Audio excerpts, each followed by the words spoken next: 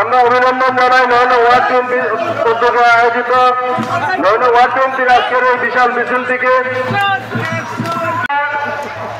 এবং মোস্তফা তাদের নেতৃত্বে যে মিছিল আসছে তাদেরকে আজকের অনুষ্ঠানের পক্ষ থেকে করতালি দিয়ে আমরা স্বাগতম জানাই, ধন্যবাদ জানাই যে আজকের এই সুন্দর সুশৃঙ্খল মিছিল করে আনার জন্য।